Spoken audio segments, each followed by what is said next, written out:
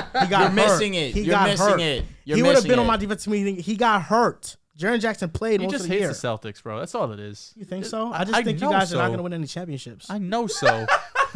I know so.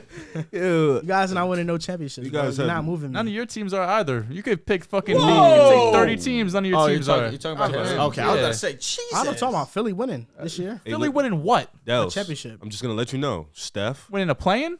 Dehls, Steph, Trae Young, Luka. That's 3 guards.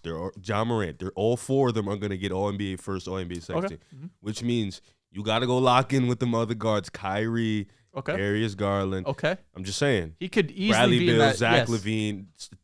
Is he easy not in that conversation? No, I'm just telling you the type of competition that I goes to know. All NBA. You already miss out on the first 4. That I'm not expecting him to. So next all fucking three teams. second team, Yeah, first I'm team. saying good luck. Think of the forwards in the league. And then for you- Pascal Siakam made it. Kawhi's not going to play probably enough No. games. So you got what you got. Paul That's not an George. overreaction. That's just like fantasy, you know? That's fucked up. What were your overreactions? Christian Wood. 6 man of the Not year. an overreaction. That's just normal. It's not. It's just, And it's yours really was just regular. boring. Yeah, what was Utah your first Jazz. one? Oh yeah, Like, like come I on, like bro. the Jazz. The Jazz are cool. The Jazz might be the 12th seed instead of the 15th seed. Come on, bro. Like give me Jazz. something, bro. Like, No, that's facts The though. Jazz are cool. cool, Jazz are cool. Cool. When I was rooting for the Jazz, I was a bozo. I've never That's heard cool.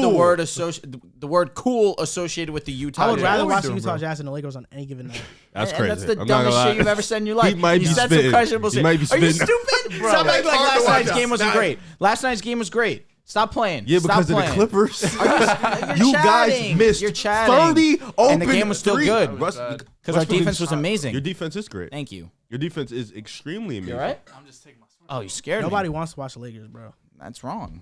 I like I'd rather that. watch the Knicks. Thank you. I like 'cause to you- watch LeBron. Exactly. As Yo, much as I don't LeBron's like been him, I like bugging. to watch And you LeBron. know who's been bugging too? How was LeBron? AD. LeBron was bugging first game. Yeah, no, he played well. Think so? He played okay. He played okay. A lot of those was in garbage Yeah, time. I'm with you. were down I'm 30. with you. He played okay. He played very well against the Clippers. He did. Defensively, he was Well, AD's amazing. been great defensively. No, he just he's can't been- shoot. he- It's gone.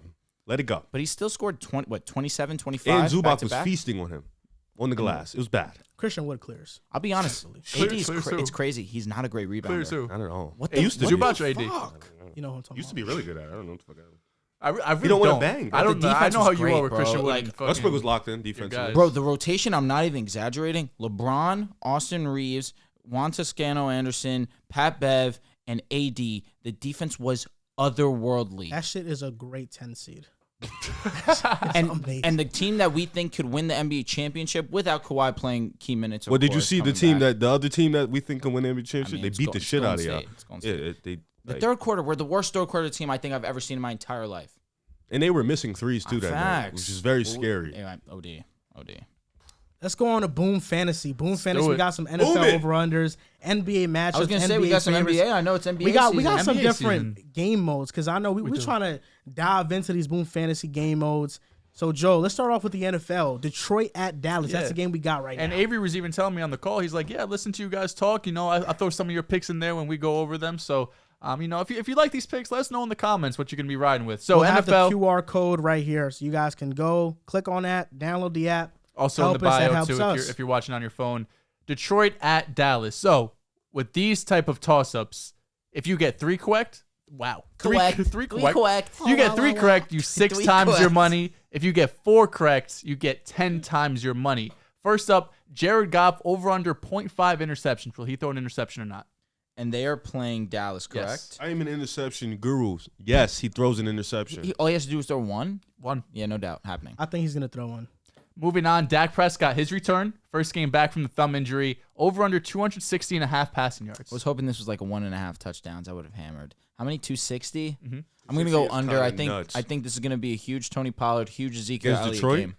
Yeah. They're terrible defensively. The rush defense is This is 24th in Dallas, worst against too. the running back. In Dallas. Yep. You know what? Opening day, Gallup's back. Opening day. I mean, Of sorry, Dak coming for back. Dak. Oh, okay. Opening day. Come on, bro. I know what you meant. I was. Disrespect. He played week 1. I know. No, I but mean, that was abysmal. We're gonna forget all about week 1. this is his debut. yeah, we're gonna This forget is real all about debut. week 1. I'm gonna go under though. 260 is crazy. I'm going under. Thumb injury, they're just going to game manage the game. I think he's going to go under. And tell me which one of these two you like more. We have Tony Pollard over under 35.5 rushing yards and Zeke over under 64.5 rushing yards. I Tony. definitely like the Pollard one.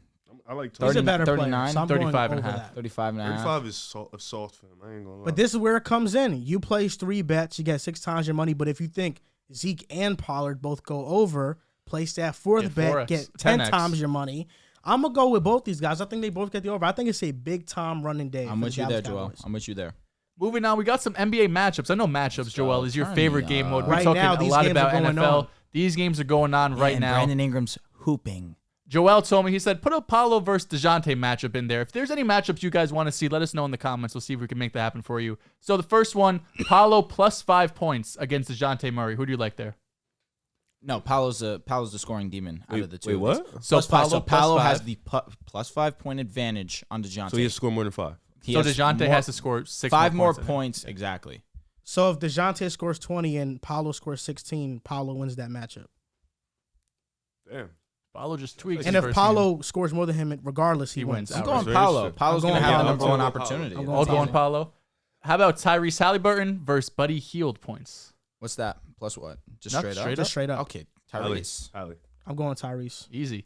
Last one, Cade versus RJ Barrett points. RJ. Hilarious. RJ cannot struggle the way that We're he cooking did the opening Pistons right now, night. by You the are, way. but you know what's funny?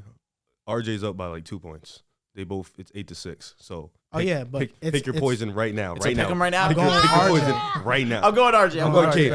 RJ. K's not like Jalen Green. Got Jalen's a scoring Cade, demon. RJ. You know that. What's RJ shooting right now? 4 for 7. Okay, Cade's bounce back game. Cade's Thank at 2 God. for 7. Oh. Cade has 5. He's so rebounds, inefficient, bro. 4 assists. It's not Jalen Green. Calm. He's not Jalen Green. Last up, we have favorites. So we talked about matchups, over-unders. This is favorites. You will 3 extra money if you get these 5 picks correct. First up, Brandon Ingram over 19.5 points. Over. By the way, these favorites, if you want to be safe with your plays, it's the way to go because these are very easy picks. I think so. So we have Brandon Ingram over 19.5 points. Tyrese, I'm going to just name all of them. You tell me if you guys, I'm going to say that at the end if you like this or not. Tyrese over 14.5 points. Siakam over 19.5 points. Jalen Brunson over 14.5 points. And Bradley Beal over 19.5 points. I like all of them. Siakam over 19.5 is the only one that Against the Nets. Against the Nets. Yeah. Okay, well, that's I like all of them. food. I like Bradley Beal over 19.5. Definitely. Yeah, that That one. seems pretty calm. I like every single one. Siakam is shockingly, he will pass the ball, and there's obviously options on Oh, Ben Toronto. Simmons is guarding him. Oh, food. 19.5. I'm going to go, that's the only one that I feel like I'd go under, but other than that, I feel like I would take all those overs. You could just go over on them. Only over on these. On these favorites, yeah. On favorites, you can only take the overs. There's more than these ones, but these are the ones that we laid out. Yeah, we have favorites for every game. So let me ask you, if I didn't want to take, I'd not be able There's to a take Fred this Van Vliet over 14.5 one. All right, I would Against the Nets. definitely Yeah. take that one. It might be like a long But shot. that's why I if say the other way. Siakam's the only one that really worries me. But I guess if I have to take all of them, You could say you wouldn't take it. I don't want to. Oh, okay. He's out on Siakam, his own Raptors guy. Who would have Chill, thought? chill, chill. It's not that. It's just that he's a great playmaker, and it's not always on He him. averages to do. 23. He's a baller. It's a hooper. He really is about his grind. He's amazing. Fucking Christ. Dude, are you mad that the Raptors handed your Cavs an L? Damn, you guys No, scored Eric 72 in the Garland, first 13 half. minutes. Yo, bro, is he Pistons okay? suck, bro. Actually, I saw that it's not going to require surgery, but Yeah, he's fine. word. I was told the Pistons are a playing team over the Knicks on this show. We're cooking them. 72-52. Sounds like something you Had said. Knicks at 10. Pistons at Nah, 11. I had the Knicks in too. Yeah, what the Yeah, fuck? we all Jalen in Brunson 10. got 12. Respect him. I took the Magic over the Pistons. That was a great game. Oh, right. Okay. How's the midterm Respect him. coming? How's the midterm coming? 131. Question number 31 right now. Respect Brunson. Respect him. Week 1. You better start The Knicks respecting were the him. best team in the league last year. We're gonna be Week the 2. playing. We're gonna be the playing Yo, team. is Kyle Lowry cooked? Just a quick question. Is he cooked? I think He'd so. have cooked. We know that Jalen Brunson gonna lead this team to the playing. Okay. We know The that. play-in's hilarious. Bulls gonna be behind us, 11 seed, outside looking in. The way they Facts. looks in fucking Miami. Nobody taking that serious, bro. Nobody's Apparently taking that everything else game is serious. I was gonna say you took Brunson. He Come dropped on, 15. stop overreacting. You guys overreact way too much, bro. That's hilarious coming Y'all from you. overreact so No much Zach. Oh, by the eat way. it. No for Zach. every little Yeah, game. facts. No Zach. When is there a timeline for him? He comes back Saturday against Oh, Cleveland. tough. Very tough. Oh, I yeah. saw Yo, where do you Garland's see out. this insider information? I'm subscribed to everything. I have everything. That's So awesome. I see everything.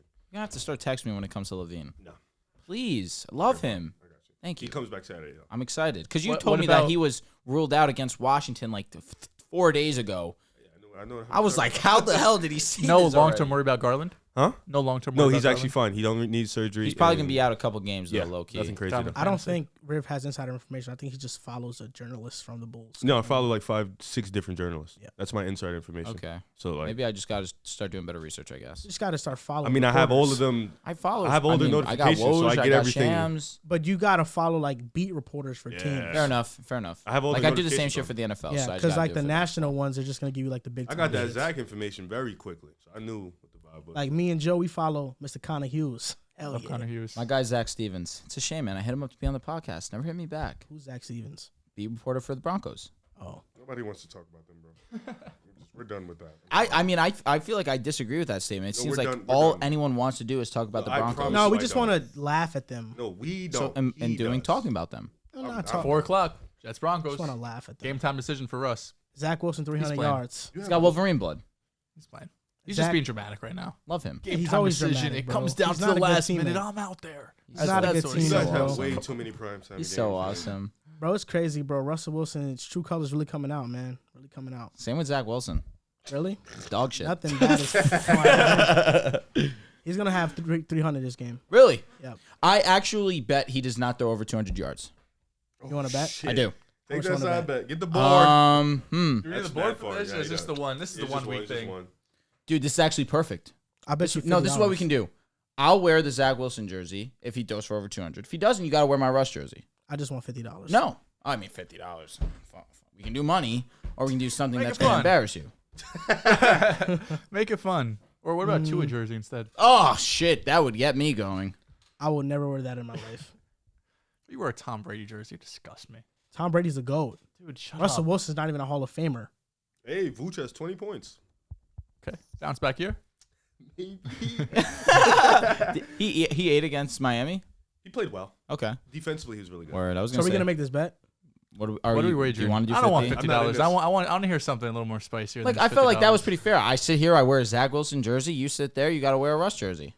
I feel like that's firm. I feel like those odds don't match. Like that type. It's it has 200 to be something yards. different. It Your has to be boy something Zach Wilson, You different. think that would be a long shot Like on Boom that, Fantasy? That's a long shot. Yeah. 200 yards? For- Yo, Zach Wilson, No, sorry. I'm talking about the wager. The wager.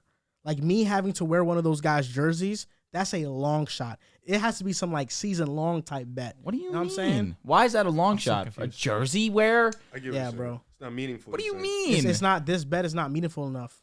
Exactly what he's saying. Like it's not meaningful enough for me to wear a The Russ jersey really hurt you that badly? If Zach throws over 200, like I'm not gonna wear a Russ jersey if Zach doesn't throw that. You know what I'm saying? If he throws for over 200, I'm wearing the Zach jersey. Yeah, I don't care if you wear a Zach jersey. I'd rather just get $50. Okay, then fine. I'll put it Honestly. towards Mojo.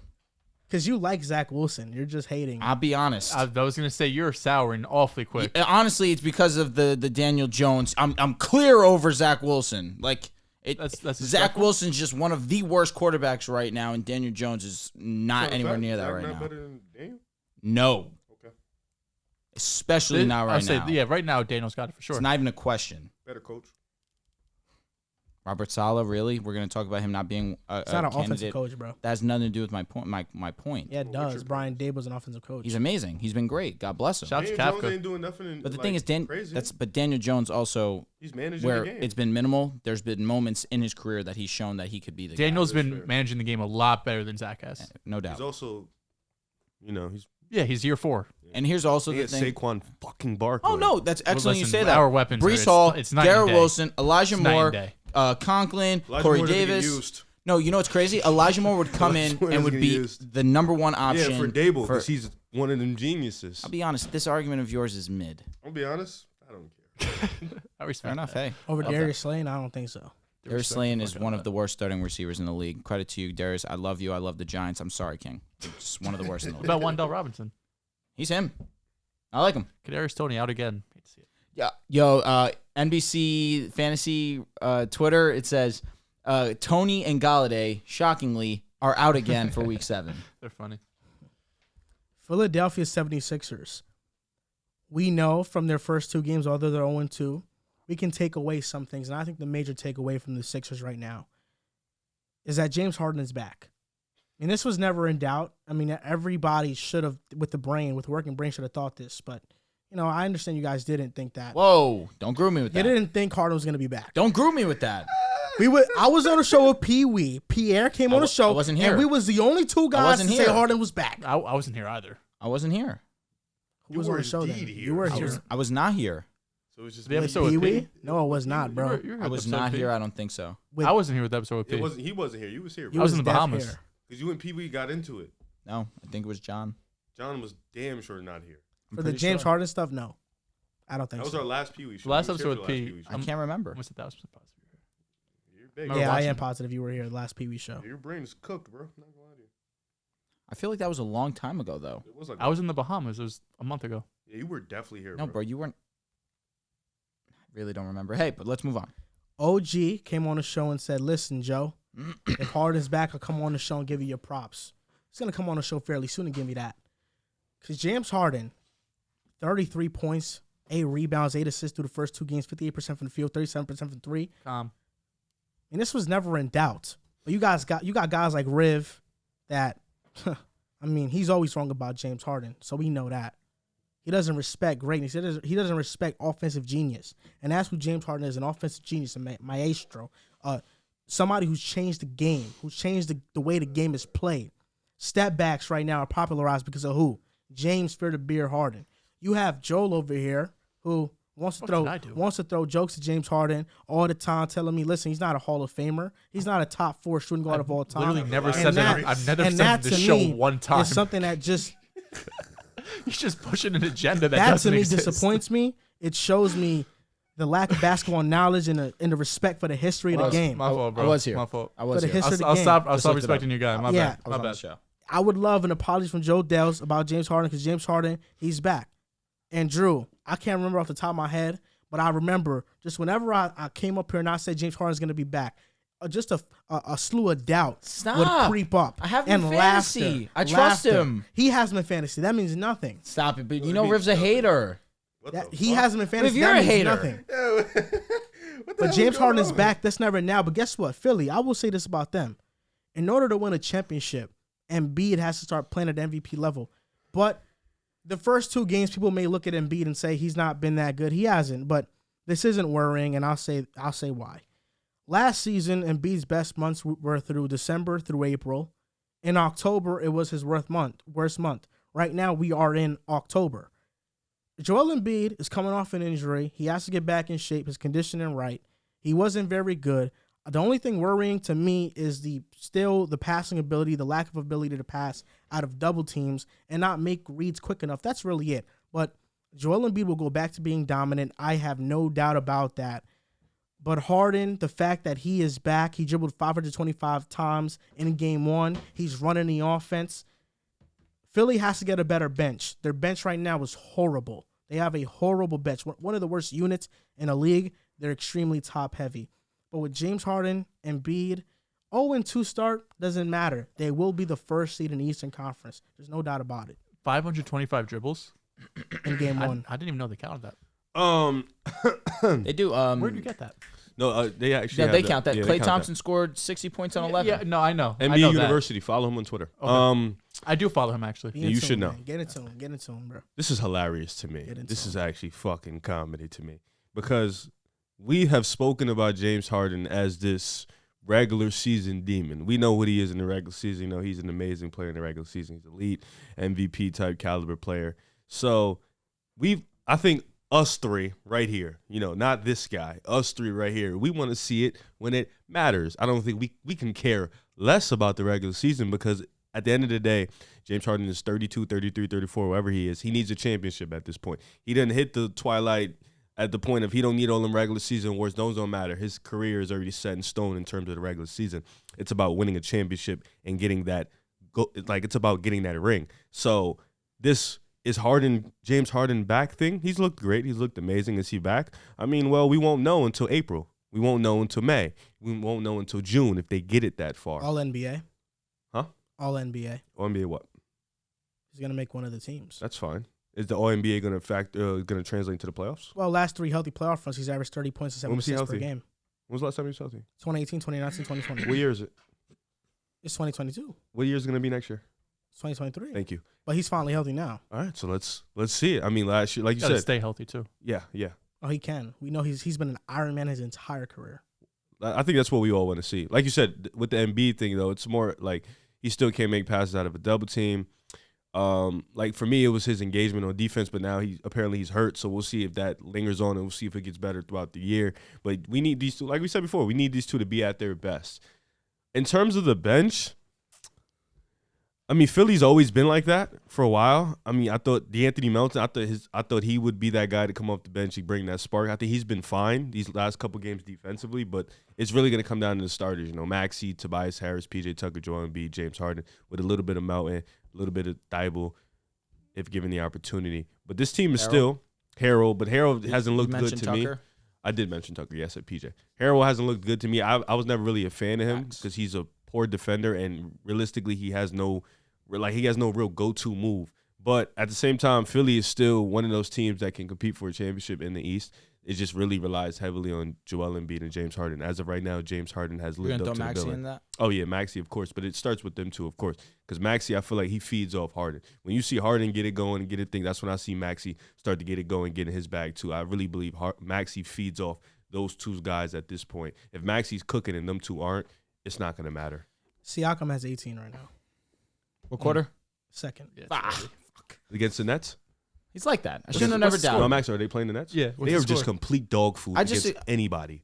I just was respecting his playmaking. Nets are up. No, I'm talking about just getting buckets. 58-54, they're up. Oh.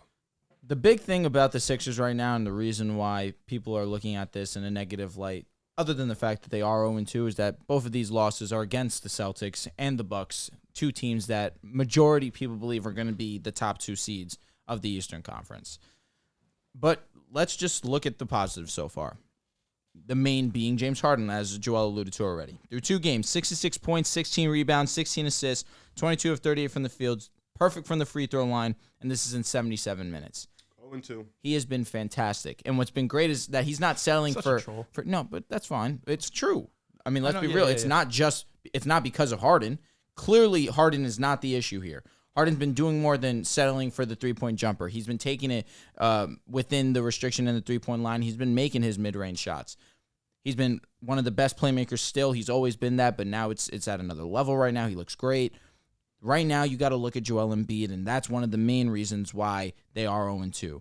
If Joel Embiid shows up in the second half, where he did not, I think he had 2 points, something like that, either 0 points or 2 points in the second half. Philadelphia wins this game. But something that we need to look at and slow our roll here is Joel Embiid struggled to start the season last year too, but not on the defensive side of the ball. Shout out to our editor, John Tortorelli. He tweeted this out. Go give him a follow. He said that in 2021, for the first 9 games, Embiid averaged 21 points, about 10 rebounds, 4 assists, 43% from the field. In 2022 now, in just his 2 games, he's averaging around 21 points, 13 total rebounds, 4 assists, 38% from the field. But again, the big difference is that his defense has been worse to start this year. Embiid, and you alluded to earlier, Embiid did not have a camp this year. He was fighting from an injury. That could also play a factor into this. Joel Embiid's too good of a ball player to continue this poor play. It's going to be a matter of him getting into in-game shape, and that, as some players do in the NBA, they get in shape during the regular season. I'm not a huge proponent of that, but if it works for you, it works for you. Joel is going to get into in-game shape. He's going to get to his normal stuff that we're accustomed to, and Philadelphia is going to be better. I still believe they are a contender. I think that this is not an indictment on Joel Embiid. I tweeted jokingly that James Harden is by far and away the best player. Right now, he is the best player on the 76ers. I think in the long term, Joel Embiid has to be the best player on the team if they want to compete for a championship. I mean, I feel like that's a fair statement to make. But if James Harden plays like this, he could be the best player. I'm not going to disagree with you. As long as Embiid's matching production similarly. Correct. But right now, you can't look at James Harden and say that he is the issue. He has been borderline flawless for these first 2 games. And again, this is over-scrutinized because they lost to the Celtics. They lost to Milwaukee. They're going to be okay.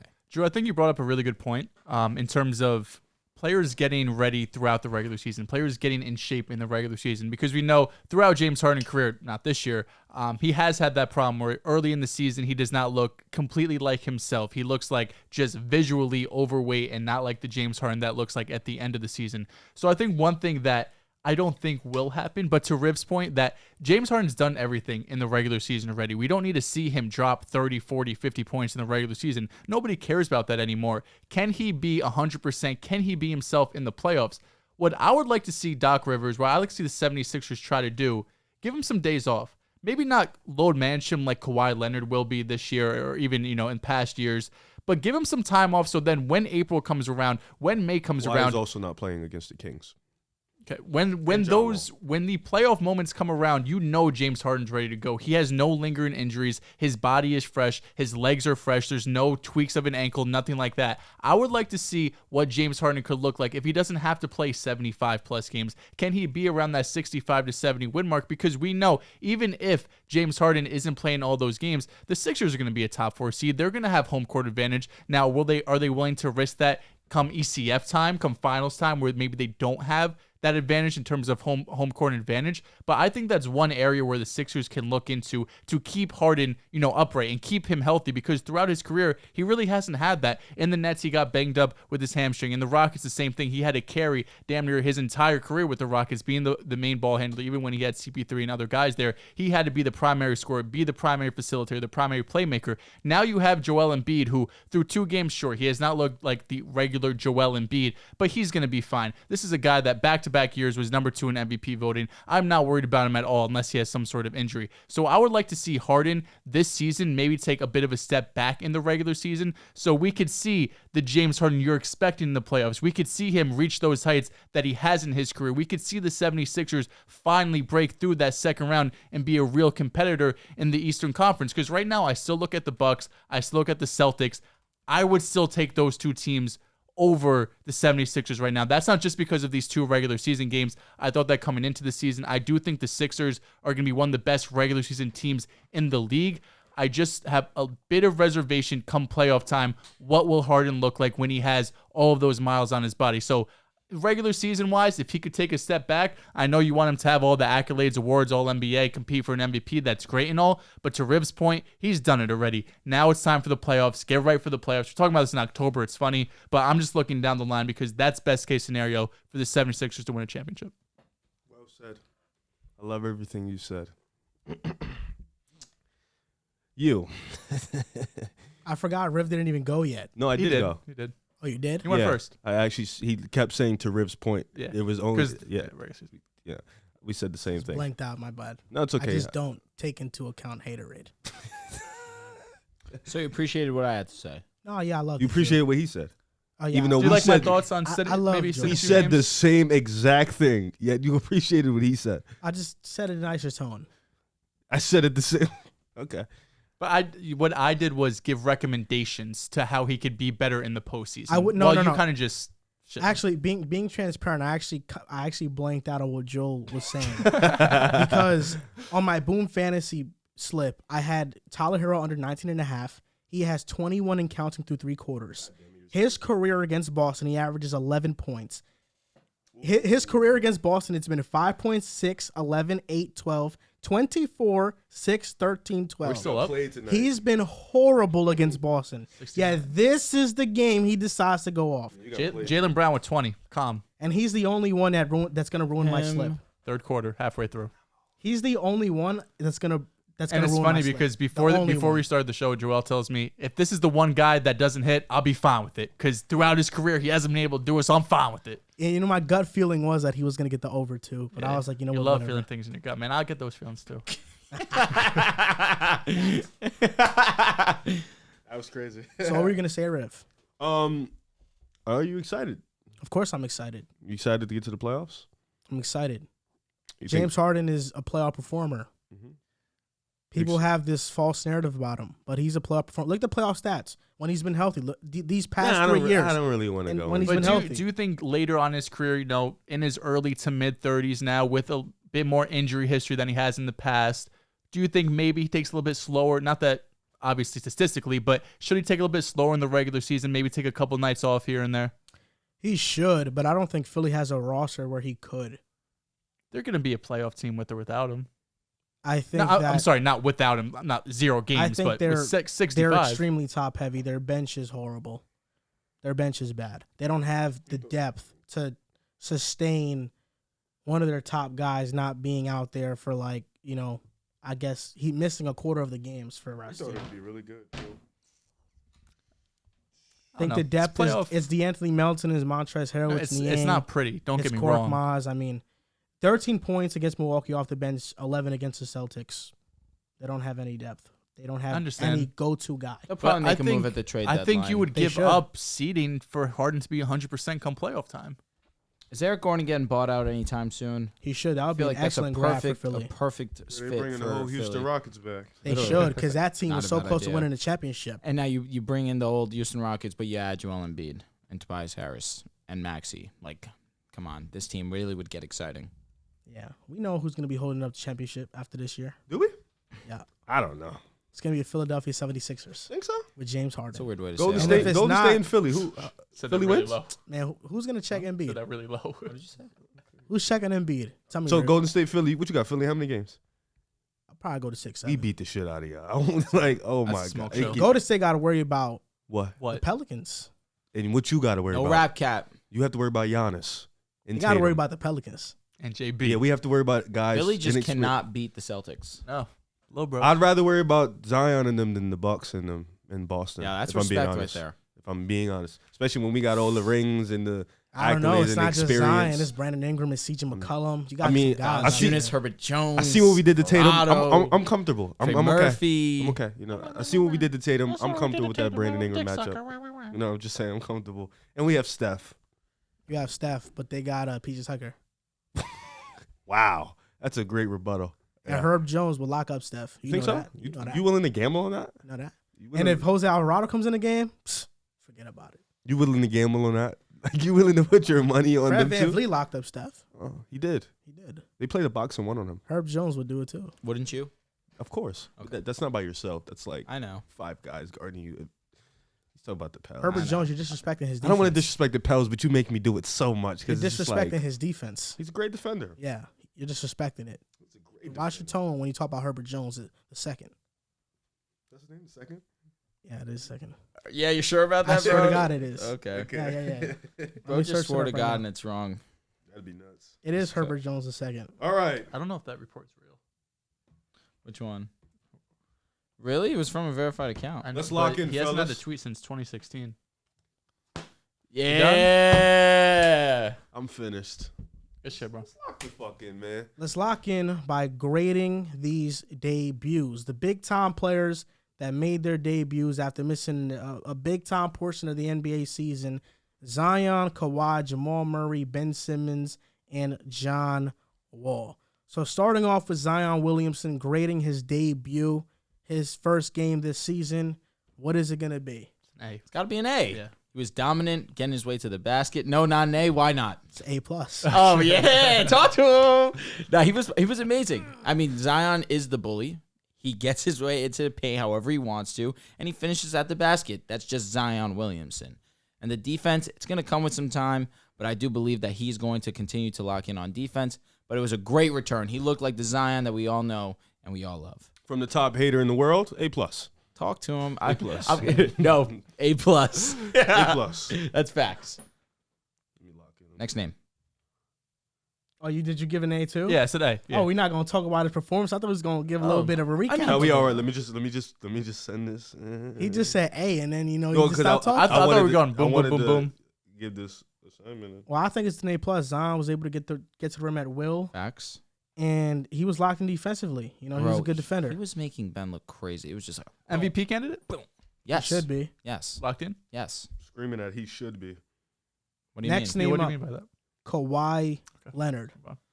Kawhi, for his limited minutes, he came in, and once he came in towards the end of the game, honestly, just He his looked- aura just kind of changed the energy for the Clippers, unfortunately. Good return, though. I'd give him a B+. He looked good, was hitting his shots, still efficient, being very in tune with the game, not giving up on plays. If he missed, he was still active on trying to get boards. Defensively, Kawhi still a pest. I'd give him a B+. If he was more minutes, probably get into that A range, but definitely Funny. a step in the right direction for Kawhi's return. I'll give him a B. Yeah. He was locked in defensively. You know, you saw him engaged. He was talking. He was communicating. The mid-range demon is still there. He does not miss from there. It's crazy. But like you said, limited minutes. You know, they're bringing him on slow, which I love because this team is good enough with Paul George to get to the playoffs. And Amazing. if you feel like you're that good, it shouldn't matter about seeding. You should feel like you should beat anybody. So I like the way they're going. Like I said before, John Wall and John Wall and Kawhi are not playing against the Kings, so they are load managing because they want to be at their best when it matters. So I love that. But Kawhi, B+. I'm going with B right here. 14 points. 65 is not happening, by the way. I think Kawhi was getting to his spots wherever he wanted, but you know, you want to see that 3-point shot fall a little bit more, so that's why it's a B for me. Fair. And limited minutes as well. You know, it was good though for the minutes that he played. He was very good. See, but then you look on the flip side. We're going to talk about John Wall, and John Wall was extremely efficient in his limited minutes as well. Yeah. Yeah, I have the same thing. About a B+ for Kawhi. Unlike Zion, who looked just like himself, Kawhi in limited fashion did what they probably expected him to do. You know, playing. Not starting, coming off the bench. He said something after the game too. He's like, I recognize how good this team is. I know that Paul George and these pieces don't need me for 70 games. I know I have to get right, make sure I'm good for the playoffs because we have that championship level team. And he said, just when the fourth quarter comes around, I know me and PG have to take over. And that's exactly true. Let the guys, take the burden of the minutes, those role players that you've built up over the years. And once fourth quarter comes, once April comes around where you're playing in the playoffs and fighting for a championship, that's when Kawhi is really going to shine. Next name up, Jamal Murray. It's not great. And by the time this is out, he'd be facing the Warriors. Game 2. I give him a C+ because it's accurate. like same with Kawhi, rusty. You know, he hasn't played in a long time. He actually hasn't played. I want to say he's been out longer than Kawhi Leonard, so he has to get the rust. I give him a C+ though because it's just he got to get that rust back. It's tough, but the jumper looked okay. The form is still there, so the form looks really nice. But it's just a lot of NBA rust. I'm with you. I'm exactly with Riv. Damn. What happened? Siakam has 28. Oh, that was fucking fast. Raptors are up 10 on the Nets. He just had 18. They're amazing. Yeah. They're amazing. No, the Nets suck. The Raptors are also amazing. I mean, I don't care if they suck, but I care. Oh, okay. When are you going to give them their respect, man? Who? The Raptors. Wait, what the fuck? what are you talking about? I said the Nets suck. No, but I said the Raptors are amazing. You said no, the Nets suck. No. When are you going to acknowledge? I wasn't acknowledging you. I was just saying, he asked me, do I care? I said I don't care about the Nets being asked or not. I wasn't even acknowledging the Raptors. No, but right then and there. We were having a dialogue. It had nothing to do with you. Whatever. Look at you. Jamal Murray gets a C from me, 12 points. Sensitive. I just think I am. he had a lot of turnovers, but most of those turnovers were just kind of rusty stuff, like overthrowing Nikola Jokic on an easy. Is it just me or did the whole starting five just look rusty playing together? Yeah, they're facing the Jazz. It was a walkie opening game. It's been a while since they played together. So Jamal Murray did not look like how I probably expected to look. Kawhi look, Zion look. So, I mean, again, plenty of season left. I think Jamal Murray figured it out. But, yeah, C+ around that. Next name up, Ben Simmons. Ugly. D-. I was going to say D. First of all, he fouled out. I don't want Then he had 2 points. Him an F. You gave him an F? Yeah, that's valid. I was being nice, but then you gave him an F. I'm going to also give him an F. I'm going to double down. He had 2 points. He got fouled out. 4 points. Okay, 4 points. He got cooked also. 2 lobs. I don't know. I would have kept that out. Based off first glance, I don't know what his role is specifically on the offensive end. And I don't trust Nash to figure that out. This is what my fucking problem. Yeah. Nash is so. I don't know what he's doing. You did say that, Riv. I don't know what he's doing. I don't know what Ben Simmons' role is from first glance. It could obviously change. It's October, but this is not a good start for a team whose coach doesn't have a great track record and whose Ben Simmons is he hasn't played in ball in the year also, but he was just sitting out. He's been working out, but he's also a bit rusty too. But I think the defense will still be there. It'll eventually come back, but it's the offense that I've been worried about. And 4 points off lobs is nutty. Yeah, I'm going to be honest. A D is kind. This guy's an F. He was bad. He was really bad. He really just could not get going on either side of the ball. You want him to be locked up on defense. He was way too over-aggressive, did end up fouling out of the game. Could not hold Zion. He just did whatever he wanted to Ben Simmons. It was ugly. So, yeah, F. It doesn't get much worse than this. You foul out. You score 4 points. Lack of aggressiveness. Screaming because it actually really can. Don't. Can it? Yes. Ben 0 Simmons points can get worse than this, bro. No, you can't. Stop it. Stop. All right, Stop. all right. What's worse than 4 points fouling out of a He's game? had 2 points in a playoff game before. It can literally He's get still worse. decent on defense. Ben can get like He was Ben for- has for one and he forward. also was a great debut passer. for his Stop Nets talking debut. shit, man. For his Nets debut, it doesn't get much Oh worse yeah, than because this. it won't be another Do debut. you know who scored the Nets' first points? It won't be another debut. He's on the team. Simmons. Claxton. Ben Simmons scored the Nets' first points. His only And you points can't of have the him and Claxton out on the court at the same That time. shit's I don't know embarrassing. what the game plan is there. You cannot do that. Hey man, Nash got some work to do, man. A If ton of if work. he pulls this, Listen, they doubted J. Kidd. with what team? Just in Yeah, general. but he needed a second stop. That's true. You Get know? him off. And even then, the Bucks were all right. Defensively, they were fine. They were all right. And they weren't as big of a disappointment as this Nets team. Last name, John Wall. Oh, A-. That boy was B cooking. plus, A minus for sure. Definitely aggressive. I On want the him to offensive limit the side. turnovers, Facts. but offensively, scoring the ball, he looks just as quick as ever. He looks more precise. The jumper in the mid-range game looks really good. No doubt. I just would like him to relax. You know, I know you want to go out there and show people you can still play ball, but like Kawhi said in the post game, you have a team You know how many built to win. turnovers he had? Built to Top of win. your head? I don't. Maybe 3. I don't know either. I want to say 3. But I'll say this, like you said exactly, he was I can look it being up right now. aggressive, definitely was confident in his abilities, was excited to be back on the court. It's been a while. And he looked very good. I feel like B plus, A minus is very fair. You would like to see him hit the 3 a little bit more. Fucking good. He How had many? 3 turnovers. 3? I'm Not so great. Not great at Good. all. He only had 3 assists too. He played 25 minutes. 3 assists, 3 Do turnovers. you think he stays on the bench the whole year? You think eventually he becomes a starter? I don't think it matters. I think it's about who finishes. And John Wall finished. True, yeah. So I think that's at the end of the day, that's what it matters. Who finishes the game? And John Wall was in the end in the closing lineup. So he was. Yeah. I Reggie mean, wasn't playing good either. If Reggie's playing good, that's Ty fair. Lue will play Reggie, Yeah. but he wasn't playing good. I give him an A as well. I think the speed is still there with John Wall. His vertical is not the same, but the speed is still there. He was very fast still. And he was hitting the mid-range jumpers consistently from Can the y'all hit the elbow, John from the Wall? top 7 of the for free throw 15 line. from the field. 0 for Yeah. 4 from 3. Hit the But John Wall. I actually can't do The it. just Dougie. the, That's it. Oh no, that's not the John Wall. That's the Dougie. Bro, that's it. Holy It's shit. literally this. That shit, You can't do that this. shit mid. Bro, you just can't do the John Wall. Now my arm a little sore. Bro, right now. like this is the easiest shit ever. You're not doing it right.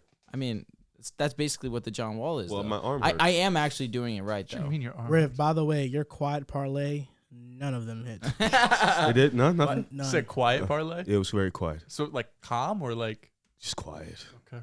Jalen Green, 20 points at the half against the Grizzlies. That's good. He's I like think I'm that. Got him in 20. fantasy. Ben told y'all he's like that. You did not tell Been us. trying telling y'all, Ben man. told you he's like that, bro. Told you did you breakout year for Jalen Green. man. Did you? I did. He's on my fantasy team. Okay. Anyone on my fantasy team breakout year. No, Lock it in, except Westbrook. shit is Mine's a cup, hilarious to bro. me. Y'all be sleeping, man. On Jalen, you be sleeping on Jalen Green a lot Why? Because I think he's like the 4th best in his class. because you said that he's not. He's gonna be none but Lou Will. Remember you said that. That's crazy. You went that low to lie. Lou Will is fucking crazy, Nah, bro. you really said he's OJ Mayo though. I remember that. When I said OJ Mayo is crazy. It's literally this. Oh, okay. Can't do that. Now my arm hurts. I told you. I was actually doing it with so much more flavor too. It's crazy. On to the last topic of the show, the Lakers. I'm excited to talk about this. Honestly, I They're really Oh, am. they're 0 Let's talk. 2, and I think the question. I thought we had a Warriors topic. We should ask this question. Oh, okay. No, that's- 42. No, that's fine. I don't care. Yeah, well, we'll save it for next show. No, I'm good off it. I'm gonna punch this fly in the See- throat. That's animal abuse. It actually is indeed animal abuse. So the Lakers Have you are guys 0 seen what an 2. ant looks like? Its face. It's actually But really I think the disgusting question ugly. here It's like a is: demon. are the Lakers going to make a play-in 100%. And Thank listen, you, Riv. listen. Thank you. I hate the over Lakers. the Sacramento Kings? They're fucking garbage. No, I'm just playing. Sacramento- I'm just playing. I'm just Sacramento- playing. Kevin Herter's like that. No, the Kings are good. You've seen that. listen, listen. Dame having a mid game and the Blazers No, still no, being able to win was the crazy. Blazers That's are because better. their defense was good. It De'Aaron Fox was. is locked in defensively. I'm talking about the De'Aaron Fox, Blazers to win that game. The Kings' defense was good too, though. Yeah, What but does that have to do the with anything? They lost. Blazers are a better team right Facts. now. I guess. By a I little think bit. I think the Lakers can still get in because, like, I know people. First of all, stop using Westbrook as a scapegoat. So far, the first game was not on him. Oh, for That second game was Second really on game, him. yes. No, the second game, 100%. The First first game, game no way. was not on Russell Westbrook. It was bigger problems than Russell Westbrook. I Warriors thought are he played solely fine. better than the Lakers. 100%. And on top of that, nobody can shoot. None of them played defense. Now, game 2, Westbrook was engaged on defense. Offensively, he was not good, but defensively, down the stretch when you needed him, especially Facts. late, he was very clutch. Two He clutch was steals. very good on Back the to back. defensive end. So you have to look at the Lakers and be like, okay, we know they can't shoot. I think we all knew that in the offseason. People who are delusional did it. So now you watch 2 games. Clearly, this team can't shoot. But you have to look at the positives. The positive is Darvin Ham has this team locked in on the defensive end. And that's what you need to be a playoff team first. You have to be at least, for the most part, a good defensive team. So you got that in place. Do you have the 2 stars? To a degree, yes. You have LeBron James. You have Anthony Davis. Anthony Davis has been locked in on the defensive end. What do you mean to a degree, though?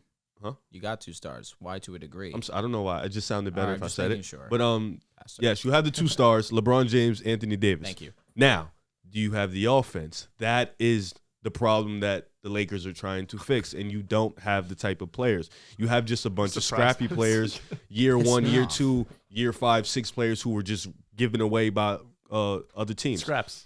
Pretty much. But there's some promise to this team. Defensively, you guys are amazing against one of the deepest teams in the league. Facts. And the Warriors are just a dynamic offense that you'll just never be able to stop unless they miss. So, realistically, you got to look at the positives. And the Lakers, I don't think, are as bad as people think. And I honestly don't think Buddy Hield and Miles Turner really fixes or makes this team into a championship team like everybody else thinks. I truly don't think so. Not champion. You saw how he got hurt? I would have killed for Boyan. He stepped on the ball boy's foot. Which is wow. Yeah, I think people are loving this trade of Miles Turner, but I don't think this trade moves you guys that much. But I do think, like, if you look at this roster construction, it looks like the Lakers are preparing for a complete retool. You look at all the deals outside of LeBron and AD. There's a lot of 1-year contracts who are going to fill up cap. So look at it like this: next year you'll have cap space, so Russ won't be. You'll be okay. You got to just kind of dead this season, and LeBron looks fucking great. So. Yep. And AD looks fine. So hopefully, you know what I'm saying? LeBron block, it was goaltending. But yeah, he looks like he can still jump. Yeah. So, you know what I'm saying? You got that hope. But it's like people, you played the Warriors and the fucking Clippers. You played the 2 best teams in the West. Stop overreacting to the fact that you got your ass beat by the champions. On ring night, you weren't going to win that game. It was ring night. And then you went to the Clippers and you gave them a dog fight and you lost. Take that. You got to take it with a grain of salt. It's not. It's one thing if you go out there and you lose to the Jazz like Denver did, and then you go out there and you barely beat OKC. Last year, you lost to OKC. You blew like a 20-point lead and you lost to them. That's something to be like, oh, my God. But you lost to the Clippers and the Warriors. I think Lakers fans are over-exaggerating right now. You should let the season marinate. Your first 7 games are tough. So let it marinate, see how the team goes. Let it go 20 to 25 games before you start analyzing this team, because this team defensively has some potential. Rev, man, you really just warmed my heart. Don't let it warm up too much. I was really expecting to sit here and it just be a 3-on-1. Oh no, it might be him though. Lakers, and that's fine. Yeah, that's fine. It might be him though. It's irrelevant to me personally, but I'll say this: Riv said a lot of great and truthful things. The defense is really fucking good. It's very good. Darvin Ham has come in and made these guys really hone in on the defensive side of the ball because they understand. We got to be great at one thing. We need to have an identity. Our identity needs to be defense. When we won in 2020, yes, we did have great shooters. We had great role players, but our priority was defense. We were the best defensive team in the league. We did that the very next year again. Now, last year, we were horrible defensively. This year, we're trying to come in with a new mindset. Didn't look great game 1, but game 2, we really locked in. The rotation with LeBron, Reeves, Juan Toscano-Anderson, AD, and I'm blanking on the last. Thank you, Pat Bev. Those guys, that's where the Lakers went on their most promising run, where we actually took the lead in the game, and it was with being very efficient on the defensive side of the ball and then coming into offense and making quick plays in transition. LeBron was outstanding. You said it perfectly. LeBron was not the best in game 1. He got a lot of his points in garbage time, but in game 2, he was engaged the entire time because he understands. It was LA versus LA, battle of both the LA teams. You want to show that you still are the king of Los Angeles. And he put everything he had into that game. Anthony Davis goes down with an injury, still battles through, ends up putting together a decent game. Looked a little sluggish running up and down the court towards the end of the game. He was trying to apply heat, but he did look like he was a little uncomfortable. He was out for a little bit during the fourth quarter. But Anthony Davis had a great game, and he's been great both game 1 and game 2. Both offensively and defensively. Still needs to work on that jumper. It hasn't been hitting yet, but he was 2 for 4 last game, so. Still, but I want to see it. Game midi though. Yeah, facts. The mid-range. You need to stop taking contested. The little. I'm tired of the. Got it, he's trying to look like Steph Curry with the. No, he thinks he's a small forward. He thinks he's like Brandon Ingram, Kevin Durant, Paul George, like Tatum. Yeah.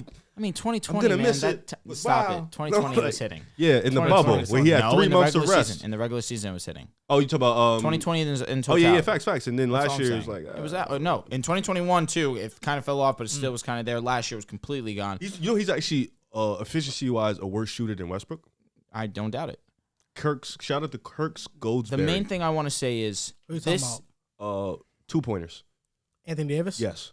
The main thing I want to say is this team is great defensively. We know the whole. Last year we were terrible defensively. We had no shooting. This year, at least, we've shown that we can be great defensively. We just need to get some shooters around LeBron and Anthony Davis.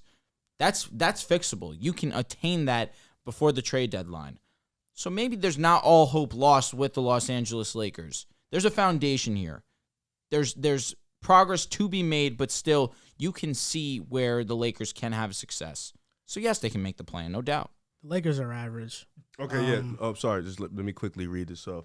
Among 178 players that have attempted at least 500 jump shots since the beginning of the 2020-2021 season, Davis has logged the lowest EFG percentage on those shots at 35.99. No other player is below 40. That's insane. Yeah. I think the Lakers are average. And although the defense in the second game of the season it looked good, right? It looked good. I mean, we're talking about an old team that, frankly, is going to be better at the start of the season than it is towards the middle of it. We're talking about Russell Westbrook, where we don't know how much longer he's going to be on the roster. That's another point as well. Who's old? LeBron is old. Anyone else? Westbrook. Anthony Davis, he has an old body. Westbrook is hurt. old. Westbrook is old. It's 33. Pat Bev is old. Pat Bev is old. 33. I mean, Westbrook for him, yeah, that's old because his game, yeah. Pat Bev just. I don't running. expect Lonnie Walker consistently to be productive. Lonnie.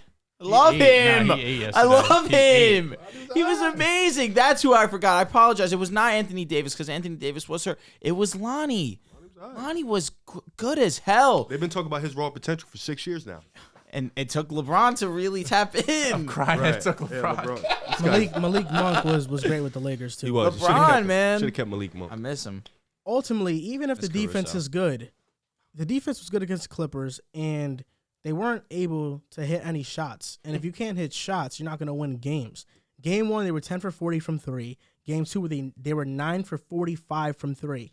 And what teams are doing, how they're playing the Lakers, is that we're going to help on all of these drives. And we're just going to leave these shooters wide open. And those are not shots the Lakers want to take, but they have to take them. If they're wide open, Bradley they Beal have game to winner. take those shots. Oh, yeah, I know. Bulls. I seen it. I seen it. What a good game. I seen it. Yep. I told you it was better than the Bulls. We'll go down to the wire. I told you Wizards was better than the Bulls. All right, relax. Told Because you ya. did this with the Knicks, and you folded crazy last year. So relax. Kuzma. Yo, Ben's having a fire game. Ben? Yes. What, 5 points, 12 rebounds, 12 assists? He does not have many points. He has 6, but 10 rebounds, 8 assists, 2 I blocks. fucking knew it. What did I say? What I said on Twitter, his revenge game is going to be some shit like 6, 10, and 14. He's so Bro, sad, Bradley Beal, bro. 19. The over was 19.5 for the favorites. Oh my God. Wow. Tomorrow, easy. back to his ways, 32. Do you have anything else to say about the Lakers? No, just that, listen, even with the great defense, they still lack shooting, and they still have clear flaws on his roster. And with the injuries that probably will happen, just granted the history of the players, I don't see the team being a playing team. Stop with Not that, a man. playing team. No, I think Portland's better. I think the Kings are going to be better, ultimately. I think they're still a playing team because you have Bron, you have AD. But at this point in his career, LeBron can't fix everything, right?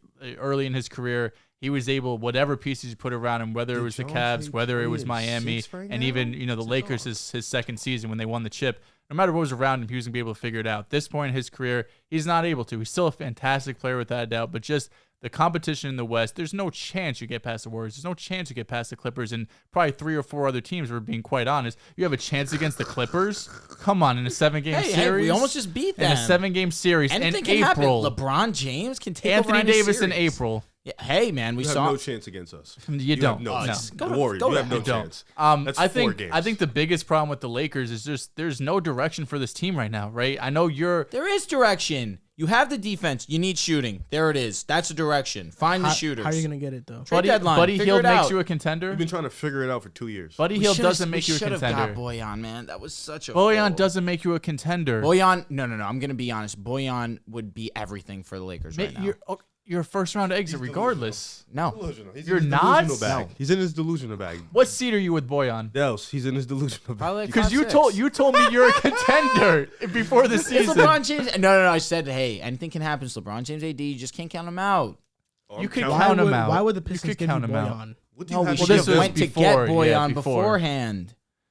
I'm pissed about it. I just don't see the direction with the Lakers. You have Bron and AD, so you're in this championship window, but the rest of the team isn't championship caliber.